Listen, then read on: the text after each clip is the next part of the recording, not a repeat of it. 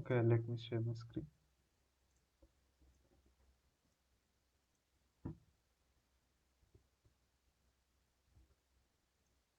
Is my screen visible? Yes, Sanjay, your screen is visible now. Okay, to work with models, let's understand what's models first. A model is nothing but a definition of definition of the type of data that you're going to store in your database. For example, it may be a set of characters, set of numbers, or a picture, or a foreign key, something like that. So that is all about models. You'll be creating a source of information that says about your database table.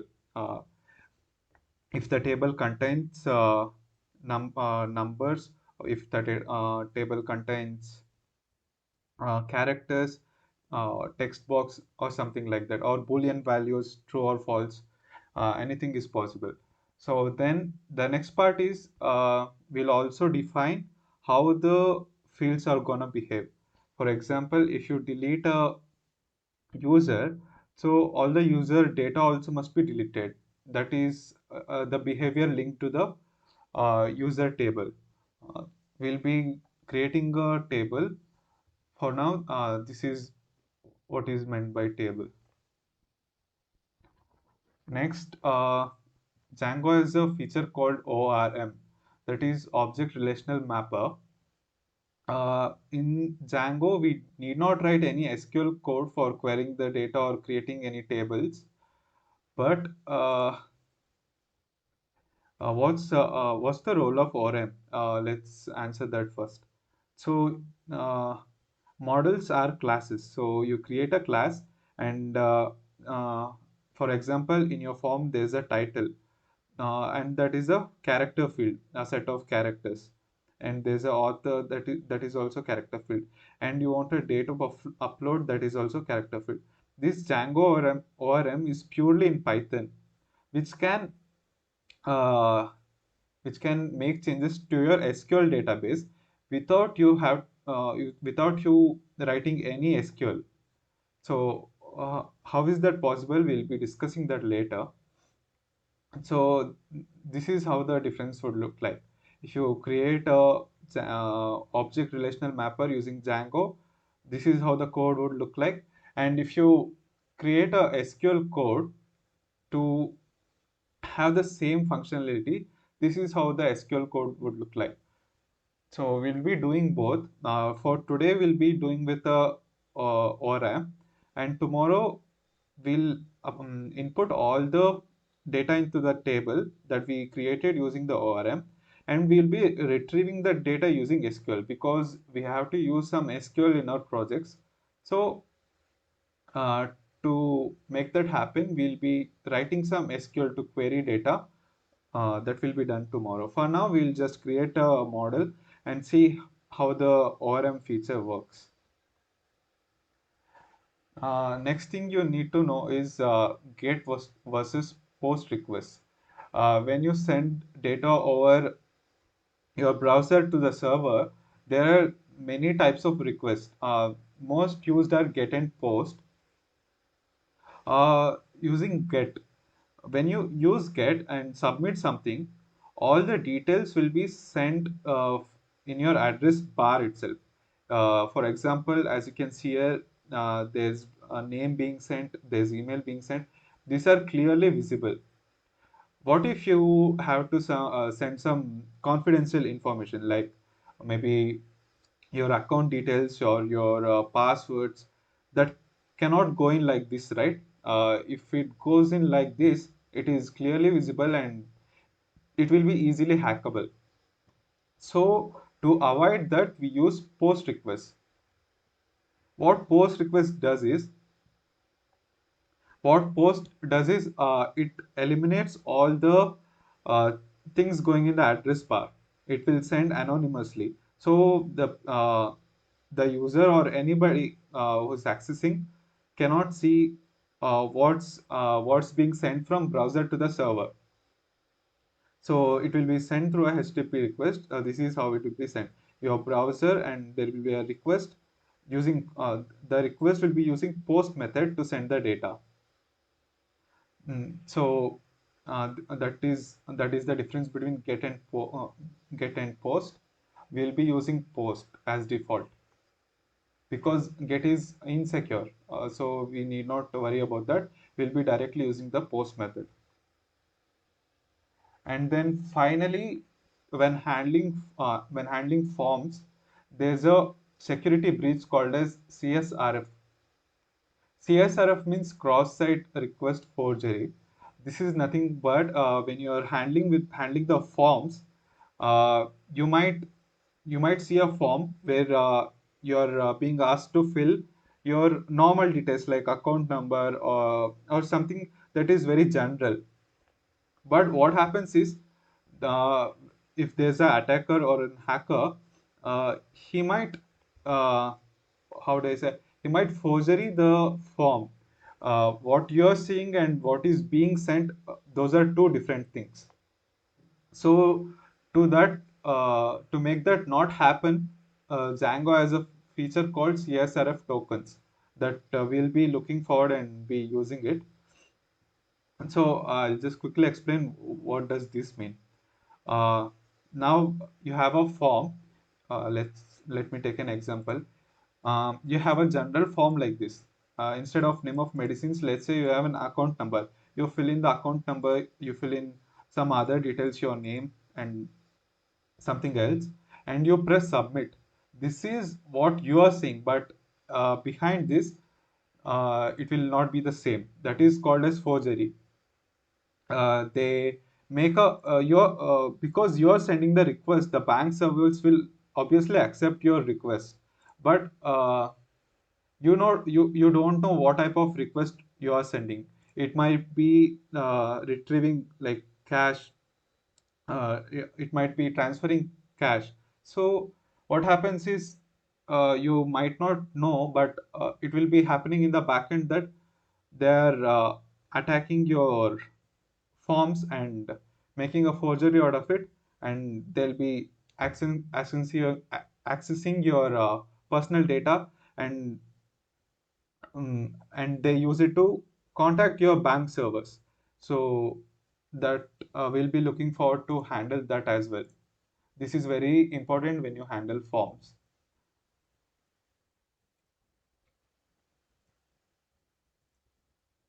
So I'll just open my VS Code.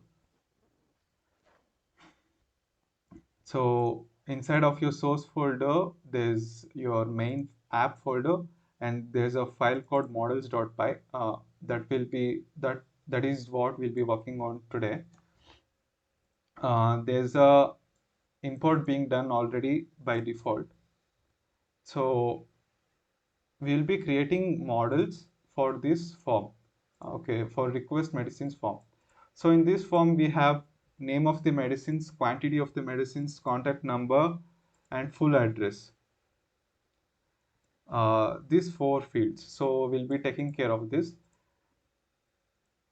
So let's see how we can do that. And we can also administrate how it is being managed in the admin panel as well. We'll look into that as well. So for now, we'll go back to database, and VS Code, and create our models. Models are nothing but Python classes. So we create a class and call it whatever we want. So we'll make something relevant to this. So I'll say request met. I'll just say request met, and this will inherit from the models that is being imported. So you'll have to say models dot model. Okay, and then you create all the fields that you want, all the schema to your database. So first is a name of the medicine, so that is a character field, character array or character field. So we'll just, so if you want to know what all fields does Django models has, just type in Django model fields, there's model field reference, and if you come out to your right side, there are field types. When you click on it, you can see all of the field types that Django supports. There is auto field, binary field, boolean, that may be one or zero, one, or true or false. There's a character field that which we'll be using now. Character field is like a single line of characters. For example, this. If you want to use a like paragraph of text, we'll be using text field. If you want to input large number of characters, we'll be using text field.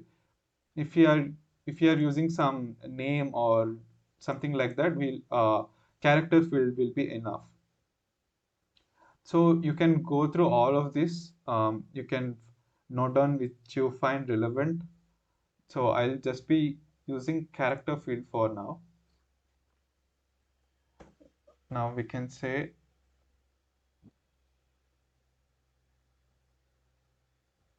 name. I'll say name of medicine is equal to models dot model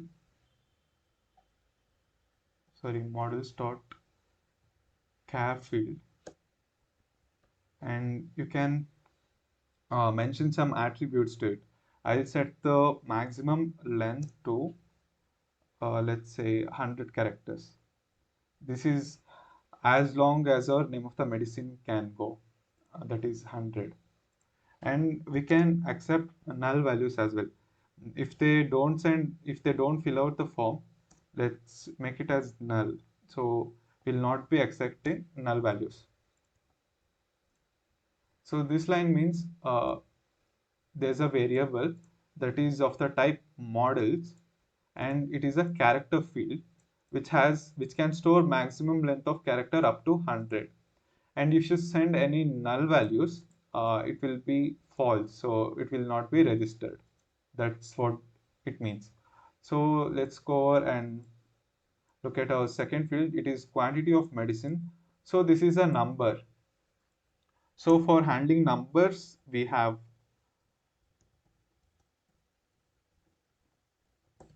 integer field. If you do quantity of medicine,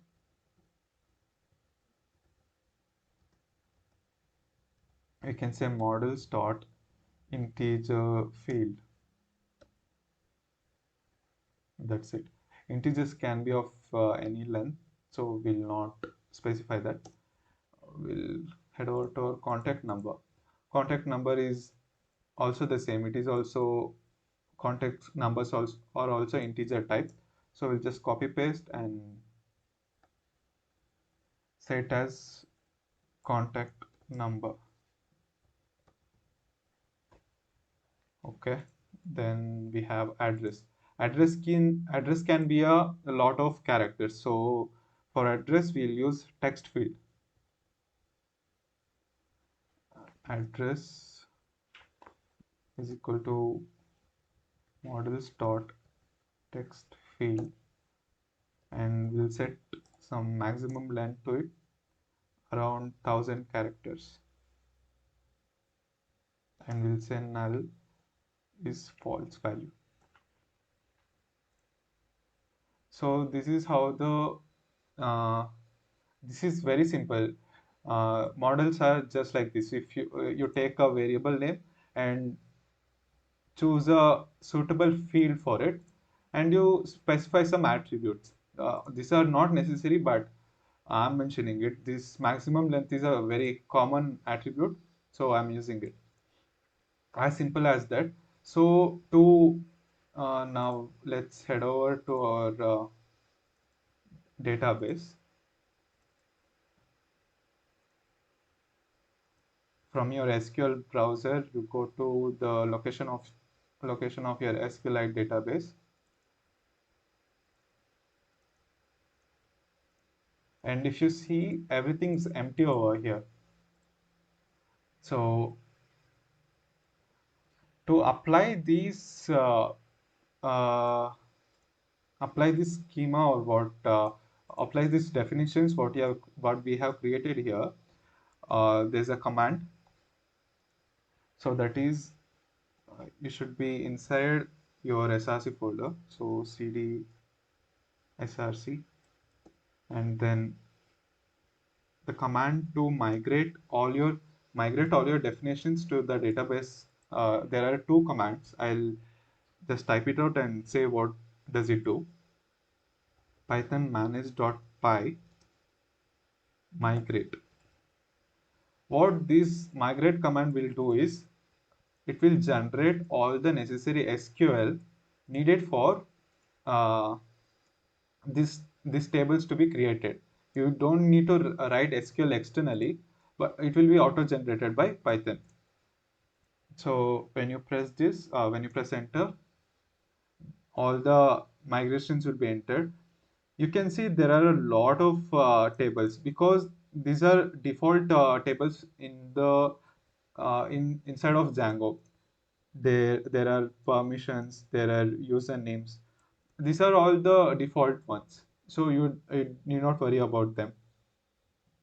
So after you have created after you have migrated, then you have to apply the migrations. For now, what migrate command does is generate SQL. To apply that SQL, there's another command called make migrations. I'll just show you how does it work. There will be a migrations folder over here. Every time you create migrate, there will be init.py file.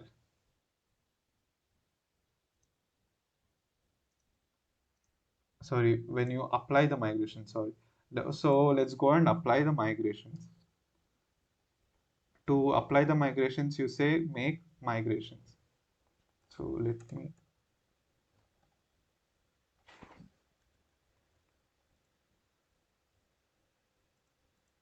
okay. To apply the migrations, you say python manage.py make migrations. When you hit enter, it does say created model for request med. That's what we created. And now if we go inside our migrations folder, there's a uh, file generated automatically 001 initial.py. When you change something over here and create a and run other run again, run these commands again, there will be 002 initial.py. It will continue on like that. So let's look at this file. So you can see we mentioned name of medicine, we mentioned quantity of medicine, contact number, address, but we didn't mention ID. But because this is auto generated for every model or every table you create. So that's how you identify different models. We don't do anything over here. This was just to demonstrate. This is auto generated. We don't need to modify anything over here. We'll be working on models.py. That's it. So now let's go to our browser. Sorry, first let's run our server. To run our server, we say python manage.py run server. So if we head over to admin, this is default provided by Django. We don't have a username or password to admin this page. So to create uh, username or password, I mean to create a administration account, you need a super user account. So there's a command for that too. That is python manage.py create super user. That's it. So it will ask for a username. You can enter anything. I'll just enter Sanjay and your email address. and then a password. If you can see it has a warning that is saying this password is too short. It must contain at least 8 characters. This is happening because of the middleware in the settings.py file we discussed earlier. This middleware is an advanced topic. For now, I'll just say what is creating this warning. There's a security feature uh, which is inbuilt in Django that has a standard that a password must contain 8 or more characters. So I'll just bypass it. So you type Y and your super user will be created. And if you uh, run your server, go back to your administration page. To go to your administration page, you must type a / and admin. That's it. And username, it was Sanjay, and my password. So you can see over here we have a administration page. These two tables are defined by Django. You can see I'm the only user now because I created it through my terminal. We'll be creating it dynamically using HTML later. So now we'll have to understand there are two tables. One is groups and another one is users, which is default.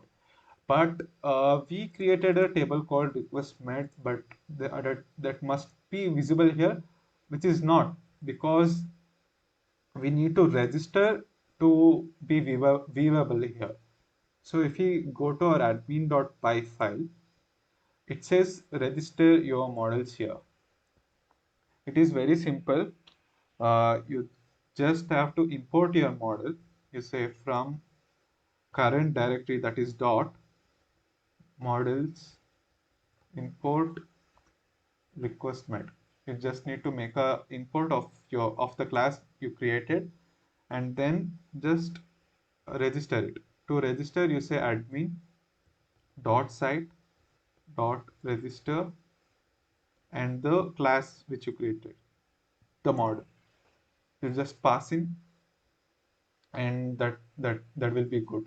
If you go over and refresh, now we can see our created model, that is request made. If you click on, okay, let me just close it. Run those two commands again. There's no changes. Let me rerun my server.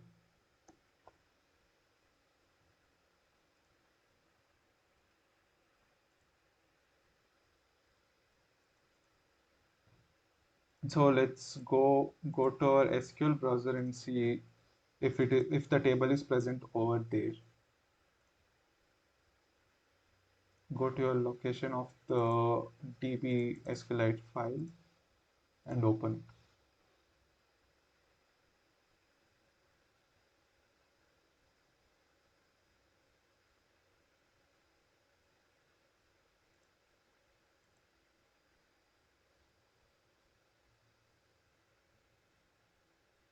Okay, this should have been visible over here. Let me check what's wrong.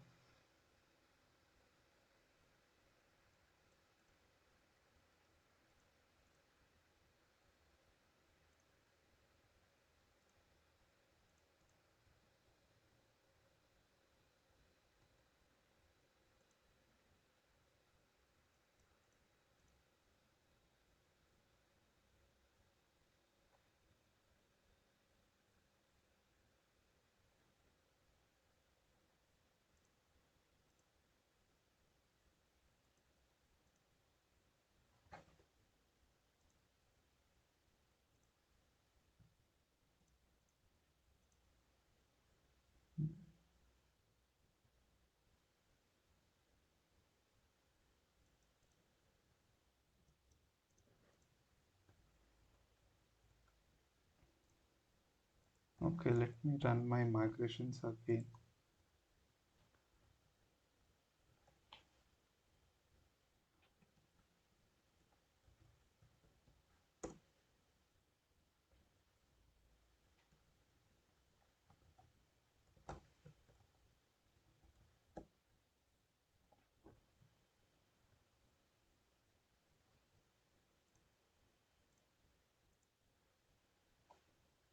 Okay, it's visible now. Uh, Here you can see main request made. It is it's the table which we created. As you can see the schema over here, create table main request made. We did not write this SQL code. It is auto generated. That is the magic of ORM, that is object relational mapper. So it is it is what we created. There was a ID which was auto generated. There was name of medicine. That's a character of 100 that is a character string of 100 characters. And then there's quantity of medicine, and there's contact number and address. These are the fields for what we created. Now if we head over to our, okay, let me run my server.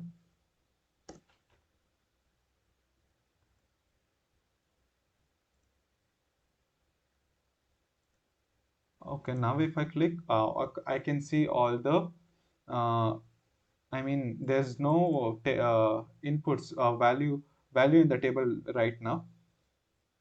So this is how you administrate the database in Django. You can add or remove any type of medicine over here. We'll be looking how to input from here and make it visible in your administration page tomorrow. For this page, but we'll be creating user functions, that is login, logout, all those today itself. So that's how you create a model. Let me revise it. You have your models.py file.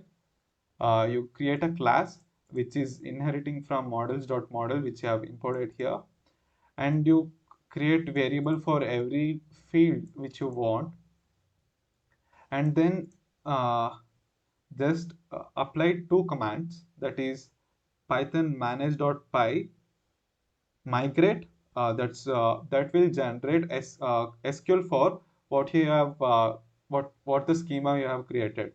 And the second one is python manage.py make migrations, that will apply the uh, SQL what is auto generated, and that will help you create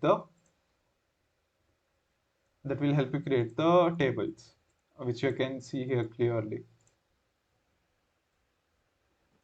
Now let's end this and let's work with the user model.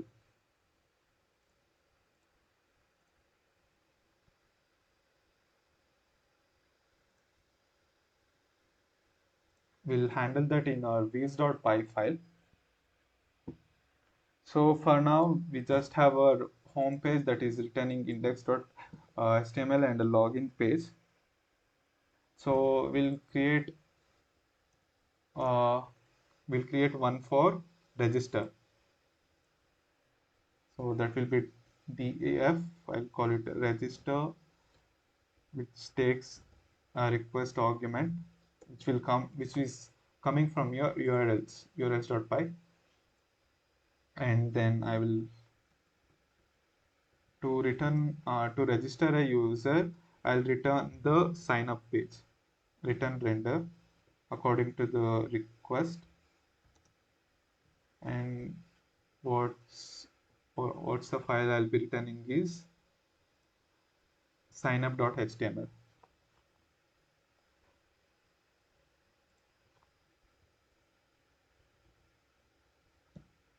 Signup.html. Here we go. To run this, we'll make a URL path. I'll just copy the old one and repaste it and modify. I'll change it to home and login. Now we have register. Okay. Uh, to differentiate all of this, we'll just add a name attribute. You can give any name to that. I'll just stay home to this, and to the login path, I'll say login.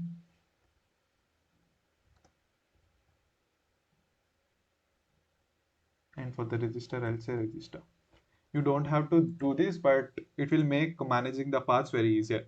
In case if you have like a long path, if you have anything like this, you can not go over writing this every time.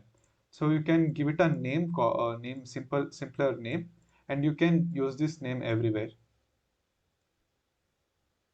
So that's why we added name over there. So now let's see if it works. Let's run our server, go back to our browser and homepage slash register. As you can see, it is working.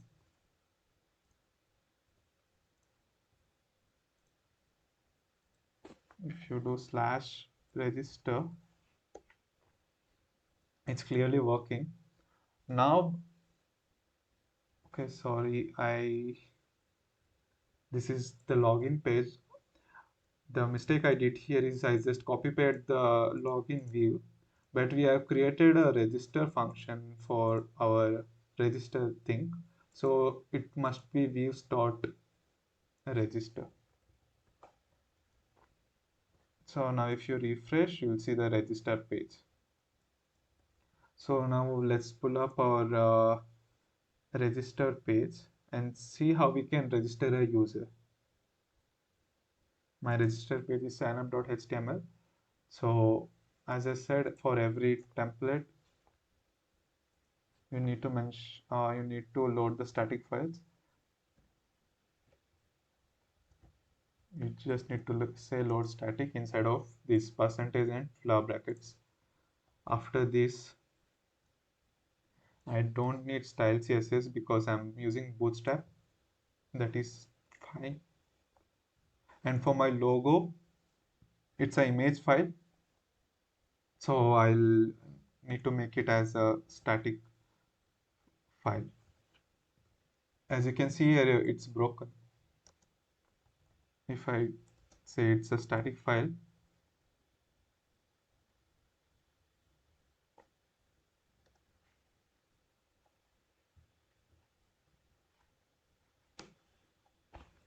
save it and reload. There you go. I can see my icon now. And let's go. So I said we'll be using a model called user model that is default by Django. So to do that, it has some predefined fields. So those fields are, first one is the username, and second one is the password, third one is the email, and last two are first name and last name. uh, we'll be using these fields for today. We'll not be creating our own model to match with these fields, to just make it easier. And because there's already a user model inside Django, it makes no sense to create another model and coding it all over again. So we'll just use these fields. So to do that, I'll just rename this to first name, and it is of the type text. And here also you need to mention a name attribute that will be using to fetch whatever input you are giving through the forms. So the name, we can just say it as f name, and the second here would be last name, and I'll just remove this suggestions thing, and the type is text, and the name for this would be name, that means last name. So again, I'll remove this. So we have our first name and last name. Instead of age, we can have our username over here. I'll say user username. For this, I'll just add a small suggestion saying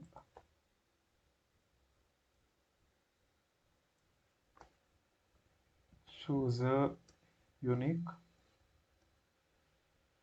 username.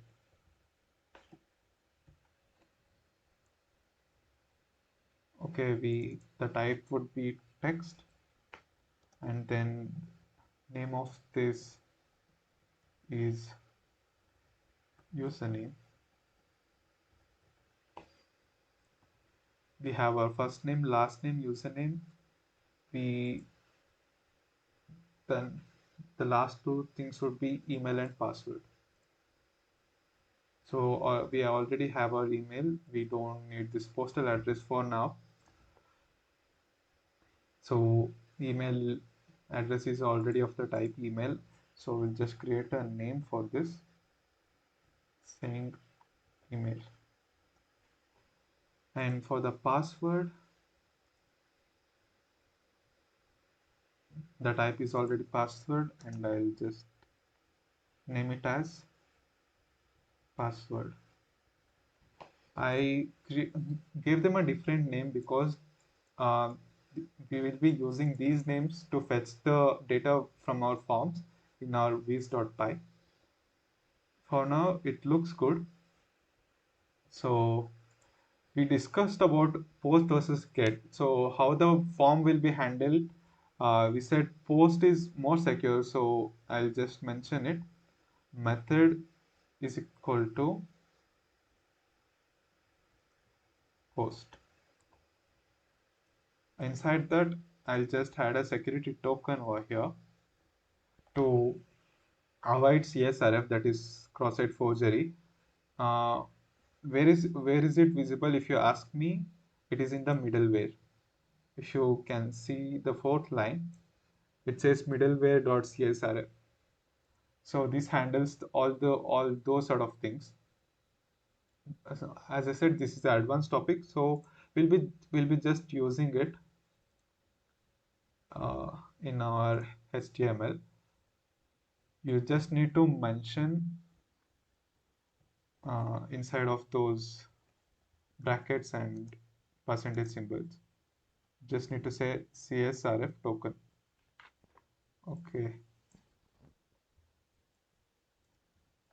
Okay. The forms won't work with a CSRF token because Django has security features. If you don't use this, it will throw an error that you should use an CSRF token. So now, for now, we have all the fields and our method and the token. So let's just refresh and see if it works. We have our first name, last name, username, email address, and password. And there's a sign up button. Okay, now let's head over to our views.py.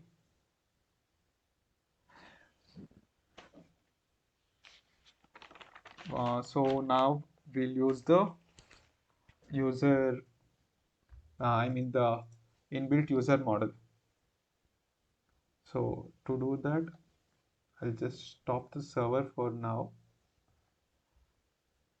So to do that, you'll be importing it from django.contrib.auth.models. You don't need to remember all these things. This will be in the documentation. If you head over to Django's website, everything will be written over there. From this, we want the inbuilt model called as user. Okay, there's a spelling mistake over here. So now that's fine. And I also said we'll be doing the logout, login, and authenticate functions. Uh, so let me import those functions as well. That's from the same folder, django.contrib.auth. because it is not a model, we'll be just leaving out the dot models over here, and we'll be importing the functions. We'll be importing authenticate. Since we already have a login function created over here, to avoid conflicts, I'll import login as Django login, because so that we don't get confused. And then logout function as uh, logout as Django logout. So now we have a user model and all the functions required to handle the user. Okay, now let's go ahead and create the necessary things. We need to take the inputs from here and move it over to our database in the user section and create a user. So to do that,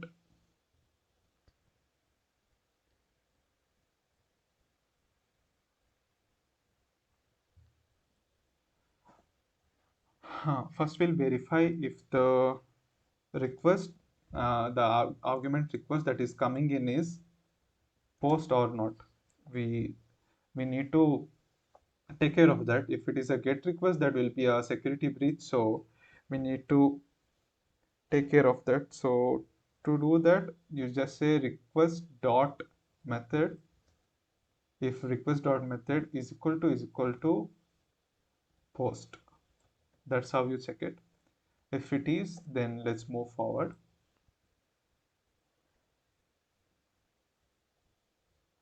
So I'll be creating some variables over here to input all the things that is coming over from our forms. So I'll say first thing I'll input is username. I'll just add a small r over here that we can differentiate. That r means we are reading it. Username readable. So is equal to fetch all the data from here, all the inputs from here. We use request dot post. Using the post method, we'll get all the. Don't confuse this get for the get request method. This is Python's get method. So to get all the inputs from here, the post method is over here. So what we need to get over here is what you will pass in over here is the name which have in here. So for username, I have name called username.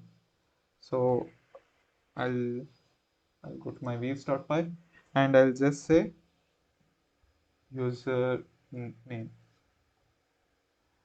You will have to create separate variables for all the fields present in the forms. So I'll just copy paste this a few times. There is 1, 2, 3, 4, 5 fields. I just copy pasted it 5 times. So we will go through the order. We have first name. So I'll just say first name dot r. We are reading it. So and the name we gave to the first name is f name.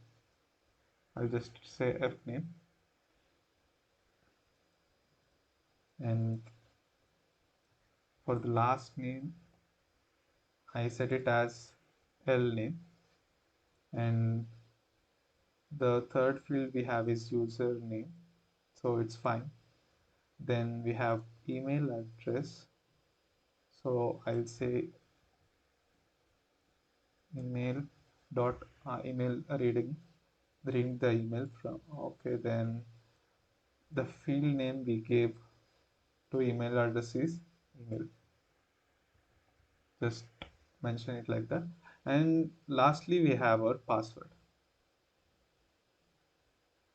password underscore r, and that will be same as the name over here.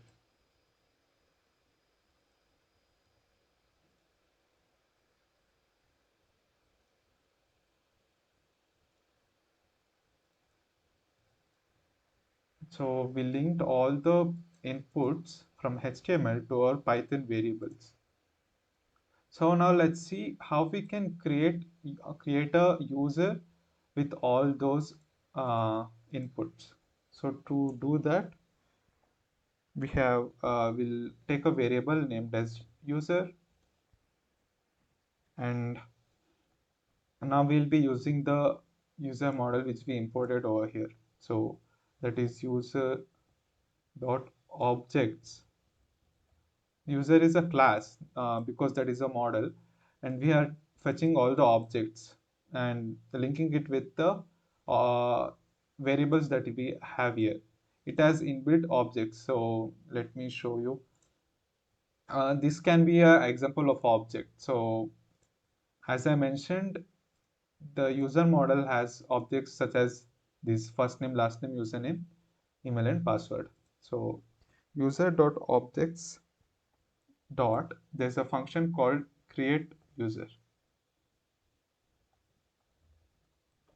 Create user, and you assign all the variables over here to the user objects. How can we do that? So you say username is equal to username.r. So now I'll explain why did I take it as r. This username is the object of the model user. So we are assigning our fetched username to the model of the to the object of this model. I hope that's clear. That's why I to differentiate it. So that's why I added a R over there. That's what we are reading. We are reading it and assigning to the object of the user class, that is model, user model. And then after username we have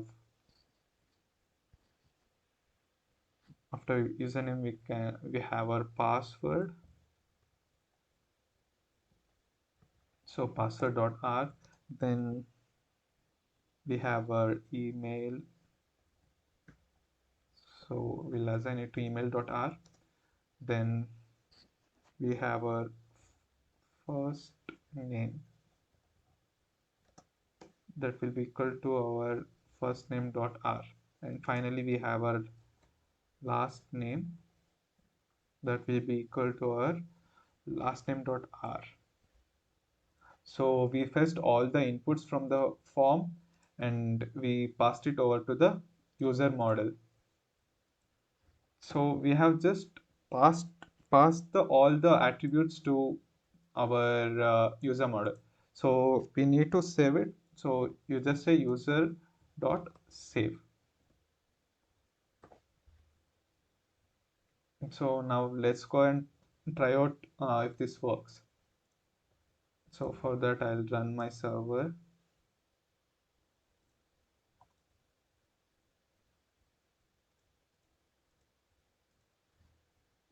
and go to register page. So I'll put in my first name as DSC, last name is AATCKM, and username as dsc.aatckm, and I'll put a email address and finally a password. So if I uh, hit sign up, it shows nothing, but to verify the user is registered, you can head over to your admin panel and go to user section. There you can see we have a dsc.atckm, that's the user. This is over the server. So if we check offline through the database file we have, just locate it.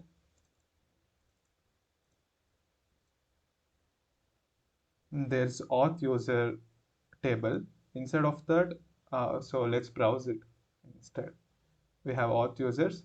So this is the super user which I created, and this thing is the input which we took from our forms, and we created an user.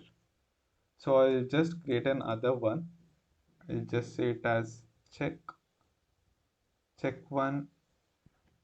Okay, I'll make it as check one, and I'll mention the username as check one check account, and then email address will be something like this. It doesn't matter, and then I'll enter a password. So then if we go and refresh, as you can see, we can easily we are easily inputting the data from our HTML forms and input and storing those inputs in our database. That is all with a few lines of code, guys. This is really simple. You have a function, you are fetching the inputs from your HTML and just creating a user using the inbuilt user module and just saving it. That's how you create a user.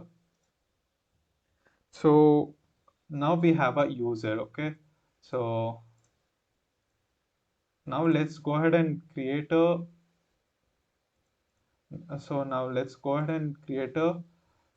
login and logout functionality.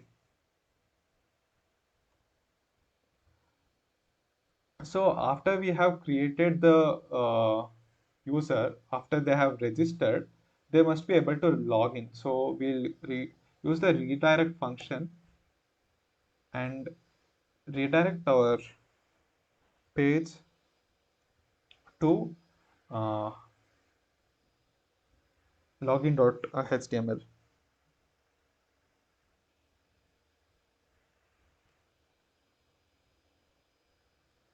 So we'll need to handle this thing here. So if the method is post, we are creating user and saving it. Else if the if method is not if the request method is not post, just send them the HTML form. After we have created our user, we'll just return them a redirect. Redirect is nothing but redirecting the URL path. So now they have created an account. They would want to log in the account. So we'll send them over to login page. This login is from here, this name login. So now the server is running. Now if we go to register, I'll type in some, I'll type Nitin's name, his last name, uh, username, and finally email, and then a password. So if I sign up now, after signing up, it's showing us the login page. That's how redirect works. So now we can login user created account. So we don't have login functionality as of yet. So we'll be handling that now.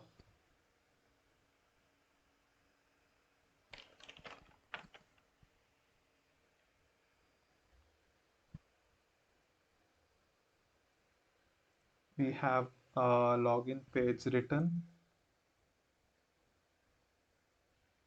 So let's do the same thing over here.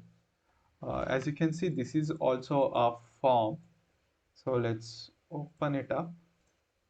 It's a login page. And there's email address and password.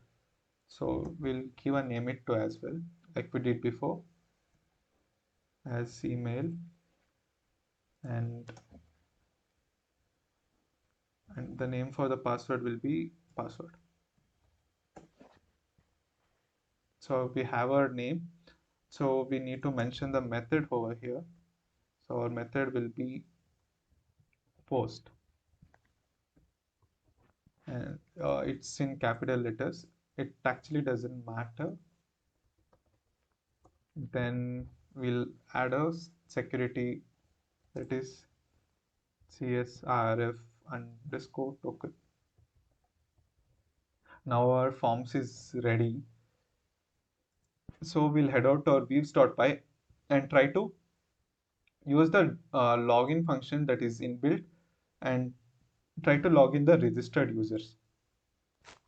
Okay, now to do that, let's say if request dot method, as we did before, if request dot method is post, this is very simple, guys. You type in the username and R to identify. Let me just pull it out from here. I just need to do the same thing over here as well. We need to get the password.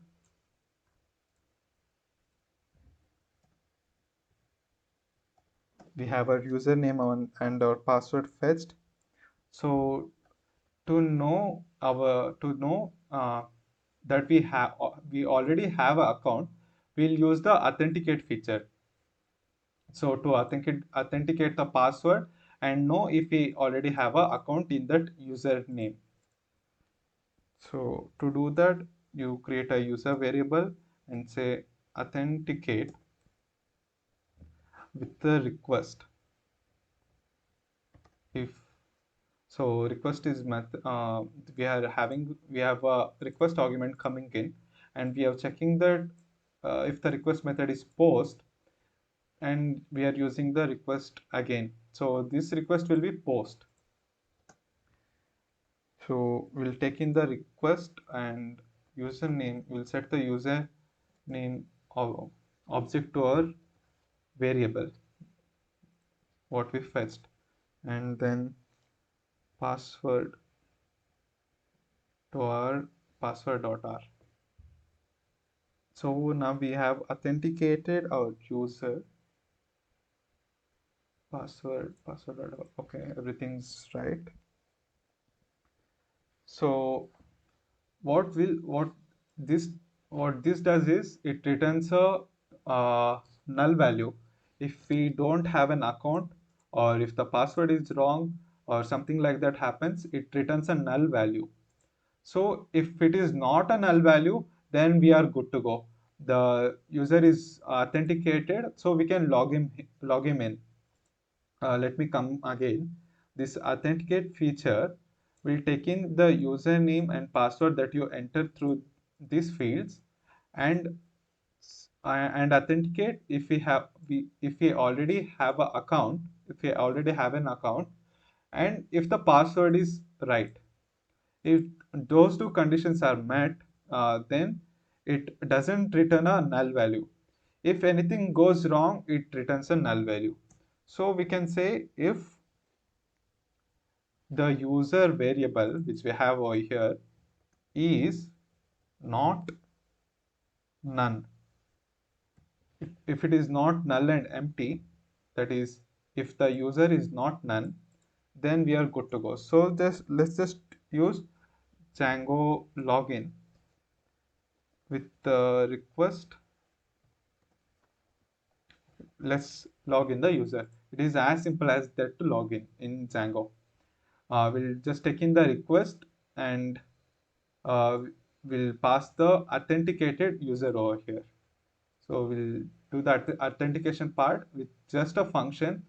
In other frameworks, we'll have to write whole authentication logic over here.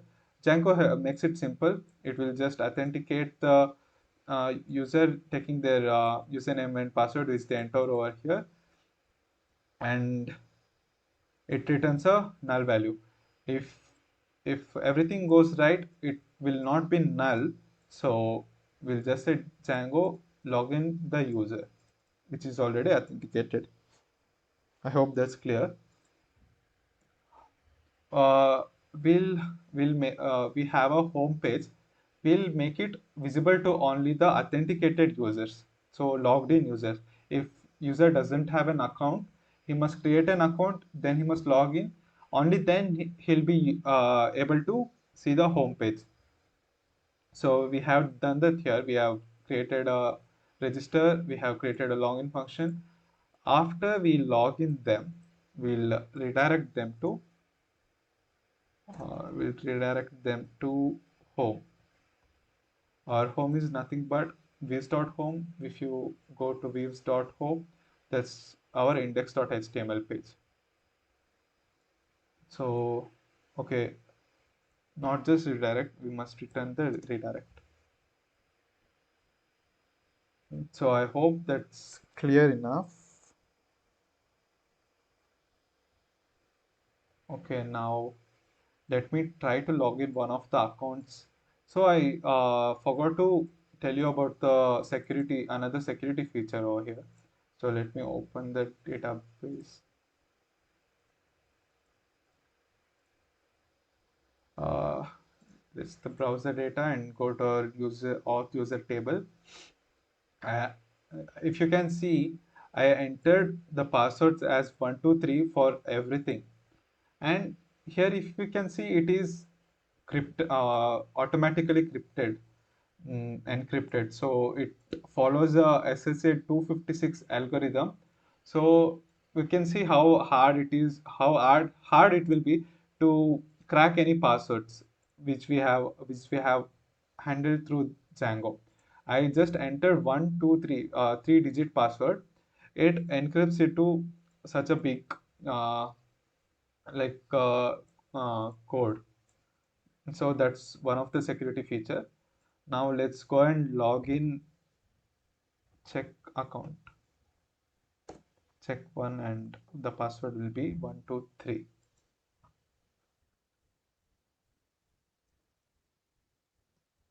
Okay, sorry, this field should be username, not email. Let me go to my login and this should be username.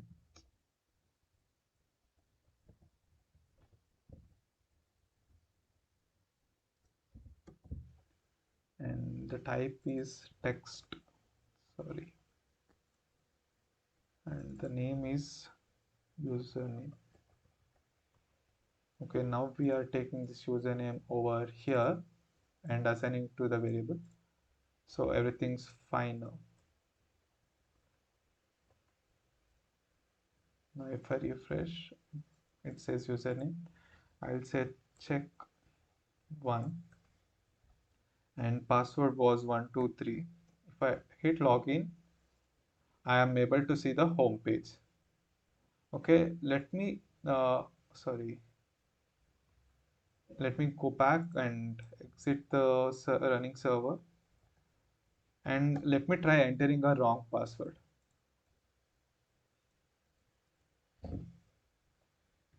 Let's go to our login page and I'll enter the same name, check one, and I'll enter some random chit, let's say 456. The password was 123. I'm entering 456. If I try to log in, it doesn't let me into the home page. So if I do the correct password 123, I can log in and see the home page. That's how easy it is to create login functions. Now we have our login function. Let's just go ahead and create a logout function. So to do that, mm, we'll write another function called as logout. Logout is really easy. It's just one line code. Logout will take in the request and it is just Django logout and you'll pass in the request. That's it. This will log out the user and let's return the redirect to the login page. After they have logged out, let them go to login page if they want to log in again. Return redirect to login page. So we now have a login function, but we don't have a login icon anywhere, logout icon or a button anywhere on our index page. So let's go head over here and create a logout link. And there was like something like team and about us, as you can see here. I'll just turn it back to username and a logout button.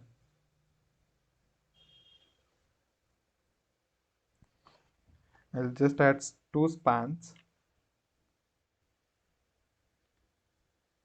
I'll just copy this span and I'll close it. Inside of here, I'll say welcome. You can fetch the username in your HTML as well. This is what makes Django dynamic. The syntax is very easy. Two curly brackets, and if I can see here, we have request.post.get username. So you can just take the request and the username over here and put it in your HTML. It will be dynamically fetched from the uh, logged in user from the database. So if I say request dot user,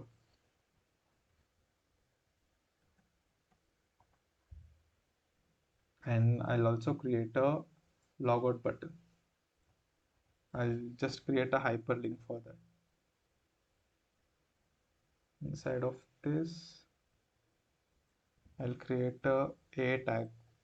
As you all know from the first session, use anchor tags to create a hyperlink.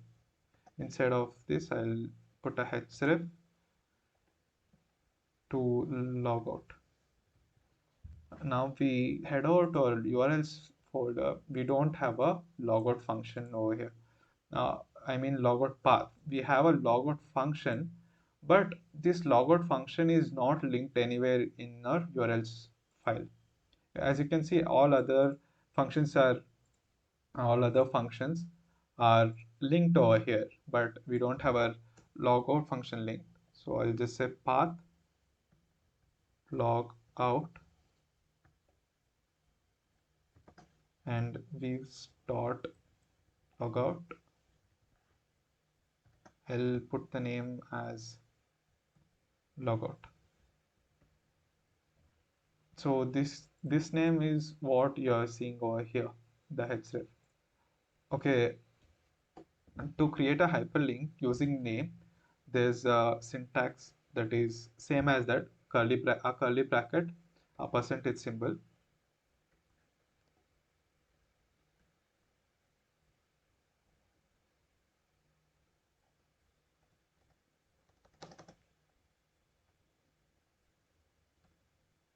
Inside of that, you just need to say URL or URL and mention in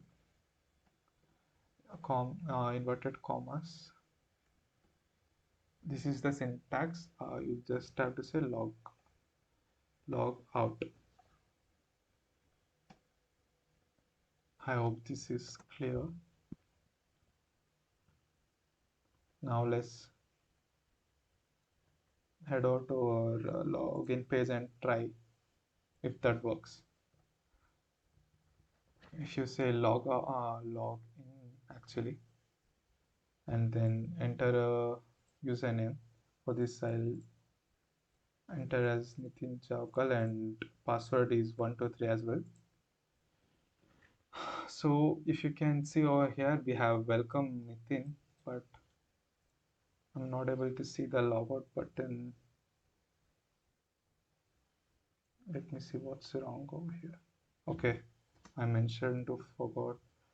I I just forgot to enter the text over there. Okay, I created a href which says logout. Now let's head over to our. Let me stop this server and run again.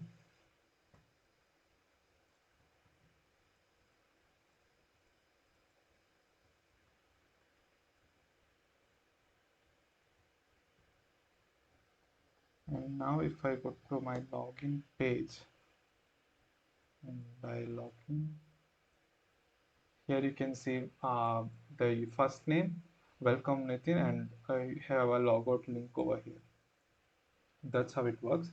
So this logout is linked to the URL called logout, and the logout path is linked to our views.logout. In our views.logout, we are doing nothing but a single line of code, that is Django logout according to the request that is coming in, and redirect them to the login page after logging out.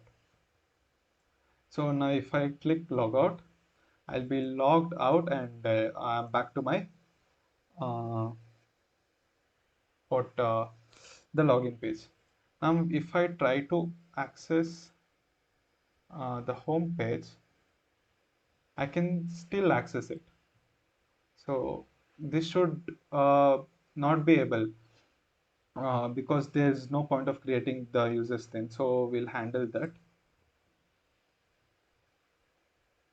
So we have a feature in Python called decorators.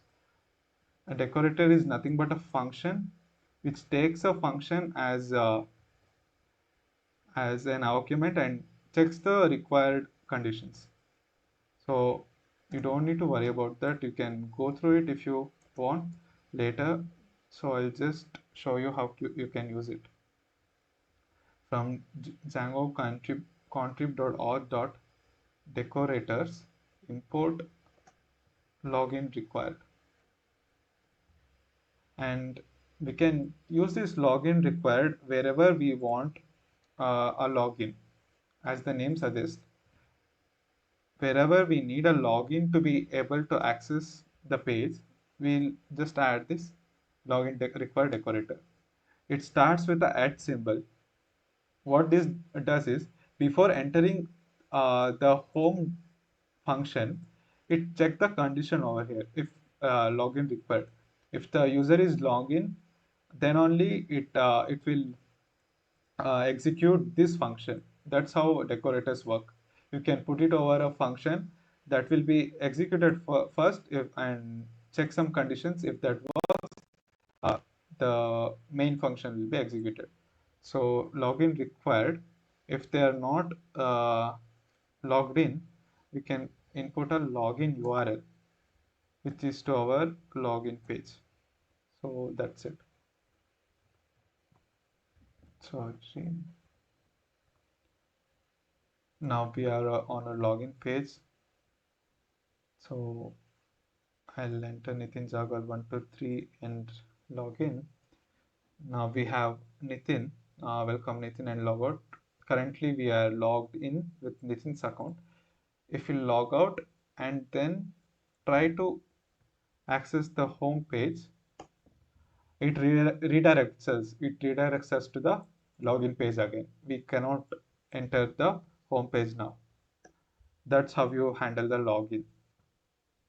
And there's another feature we would want to implement. When we are logged in, when we are already logged in and have an account, we can still go back to register page. I mean, this should not be able, right? We already have an account. We don't need a register. We don't need to register again, or we be able to log in again, because we are already logged in. So that doesn't make any sense to log in again. So let's handle that as well. It will be the last concept for today. We have a login. So if you have already logged in and authenticated, we should not be able to go to register page. So that is quite easy. You just need to add a property called if request dot user dot is authenticated.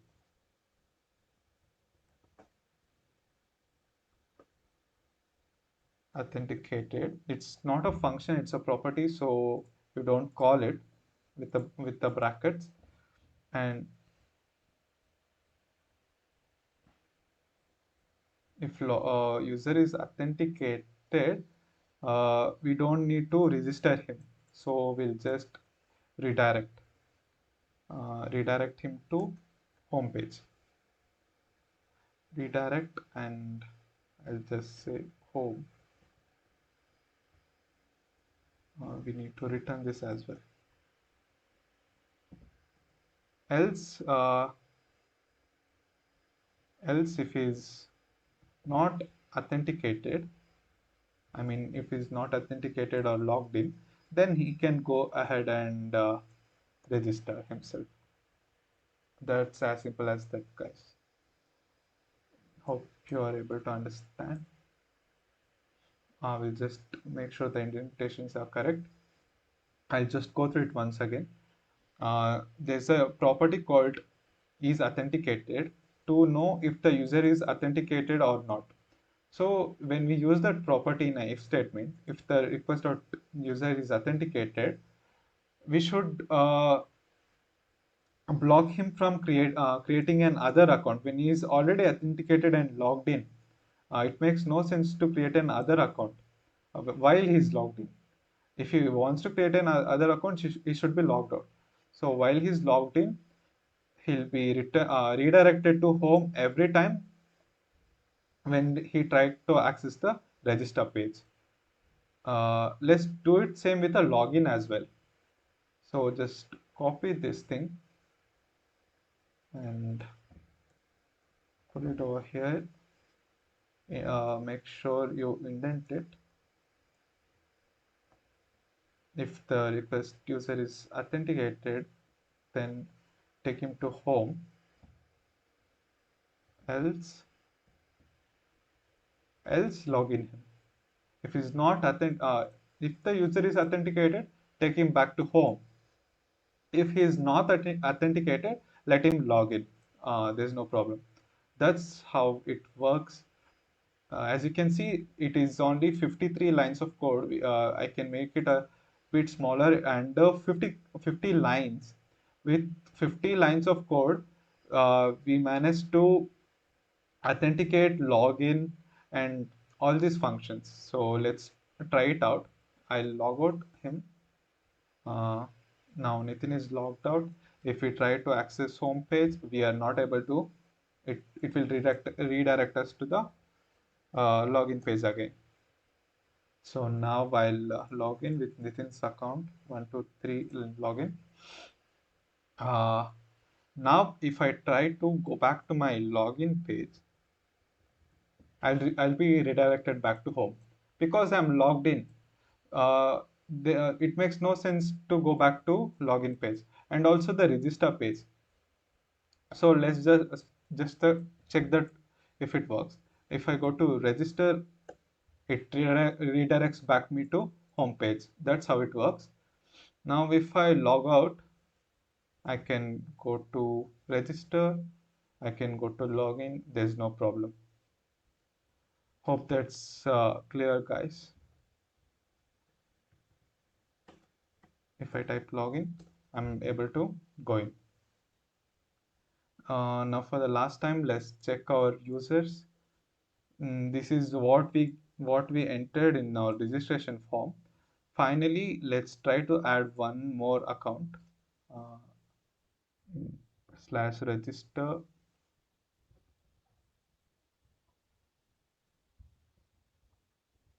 Check checking account. So no, let's say something else. I'll just say Mother Teresa. I'll say m.teresa as a username, unique username, and I'll enter a email